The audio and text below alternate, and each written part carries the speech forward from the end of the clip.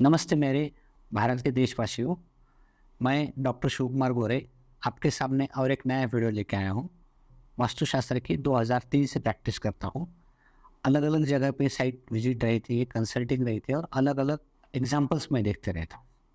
कहीं पे भी जाता हूँ तो ये सही उतरता है। कोई भी नॉलेज वास्तुशास्त्र का है कि यहाँ पे अगर ये चीज़ गलत है तो गलत है, सही है तो सही है। ये एग्जाम्पल्स आज के डेट में भी उतने ही तंतोतंत लागू पड़ते हैं। मैं आपको वास्तुशास्त्र का और वास्तु दोष का, ये दोनों का एग्जाम्पल एक ही जगह पे है।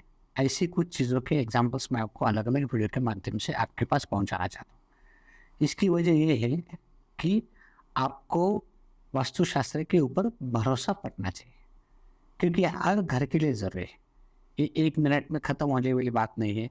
हर आदमी के लिए ज़रूरी और हर फैमिली के लिए ज़रूरी। मैं ये सोचता हूँ कि कोई भी किसी भी वजह से दुखी ना रहे। उसकी वास्तु है, उसका घर है, उसको सुख दे दे रहे। इसलिए मैं आपको अलग अलग उदाहरण के माध्यम से वास्तुशास्त्र के ऊपर भरोसा पटाना चाहता हूँ। आज हम एग्जाम्पल लेके आ गए हैं ताजमहल का। पूरी दुनिया में जितने आश्चर्य है उसमें से एक ताजमहल को हम गिनती करते हैं। ताजमहल ये वास्तुशास्त्र का भी नमूना है और वास्तु दोष का भी नमूना है। वो कैसे, मैं आपको डिटेल में बताता हूँ। हम आज भी जो ताजमहल के पास जाते हैं तो ताजमहल की रचना ऐसी है। ताजमहल को एंट्री साउथ साइड से और उसकी नॉर्थ साइड में यमुना नदी जाती है। यमुना नदी ऐसे जाती है कि उसके ईशान्य कोण से वायव्य कोण को बहती है।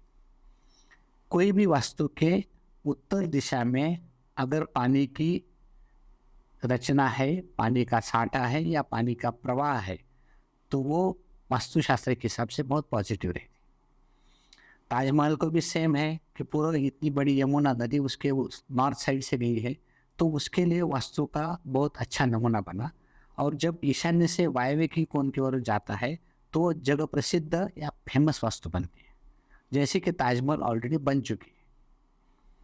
ये हो गया वास्तुशास्त्र का एग्जाम्पल कि नॉर्थ साइड से पानी का बहाव जाना अच्छी बात है। जब शाहजहां ने ताजमहल बनाया तो शाहजहां को तो एक बीवी थी नहीं। फिर उसने उसके दिमाग में आ गया कि ये इतनी बड़ी अच्छी ताजमहल वास्तु बन गई, मैं दूसरी बीवी के स्मृति प्रीत्यर्थ उसके स्मरणार्थ और एक ताजमहल बनाऊं। वो ताजमहल का रंग काला होना चाहिए। तो नदी के एक साइड में वाइट ताजमहल रहेगा, दूसरी साइड में काला ताजमहल बनेगा। उस हिसाब से उसने इसी ताजमहल के बाजू में यमुना नदी के उस दूसरे तट पर काले ताजमहल की पूरी रचना बनाई, पूरा प्लान बनाया और उसका काम शुरू किया। उसके बाद में उसका बेटा औरंगजेब, उसने उसको बताया कि ये ताजमहल के बजट अपने पास नहीं है, आप ये फिजूल खर्चा मत कीजिए। और उसने वो ताजमहल का काम बंद कर दिया और उनको नज़र कैद में आगरा के फोर्ट पे कैद करके रख दिया। ये हम सब ने कहानी सुनी। मुझे वो कहानी में कोई इंटरेस्ट नहीं है। मुझे ये बताना है कि जब शाहजहां ने दूसरा ताजमहल का काम शुरू किया और ताजमहल का काम बंद पड़ गया। आज भी वहाँ पे कोई चीज़ नहीं है, वहाँ पे कोई ताजमहल नहीं है। वो बंद पड़ने की वजह इतनी है वास्तुशास्त्र के हिसाब से कि उसके दक्षिण साइड में इतनी बड़ी नदी का बहाव है, नदी का प्रवाह है, अगर पानी का साठा है तो वो वास्तु कंप्लीट नहीं हुई, कंप्लीट नहीं बनी और वो वास्तु का दोष वो ताजमहल को लग गया और वो ताजमहल का काम आज की डेट में अब तक हुआ नहीं। आज जो ताजमहल हम देखते हैं वहाँ पे 2-3 जगह पे ऐसे उसके रेफरेंस है, वहाँ पे 2 ताजमहल की आकृति बनी हुई है। इसका मतलब 2 ताजमहल को बनाने थे। आज भी अलग अलग जगह पे रेफरेंसेस मिलते हैं लेकिन वो ताजमहल नहीं बन सका। इसका मतलब वो जो नदी है, अगर नॉर्थ में नदी है तो वास्तुशास्त्र का उदाहरण जग प्रसिद्ध हो गई और साउथ में पानी आता है तो वास्तु कहलाता है। और इसी वजह से ताजमहल एक वास्तुशास्त्र का भी उदाहरण है और वास्तु दोष का भी उदाहरण है।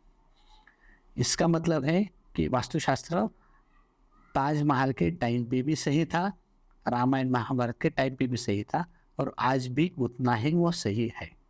दोस्तों, आप वास्तुशास्त्र को झूठा मत साबित कीजिए।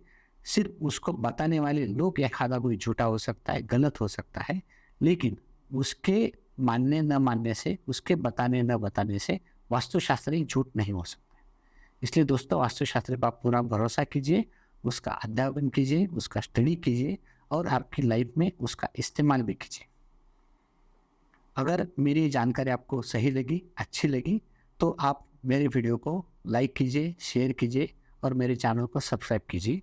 बेल आइकन का बटन दबाइए ताकि आपको मेरे वीडियो इससे आगे जो आते रहेंगे उसका नोटिफिकेशन मिलता रहे। Thank you.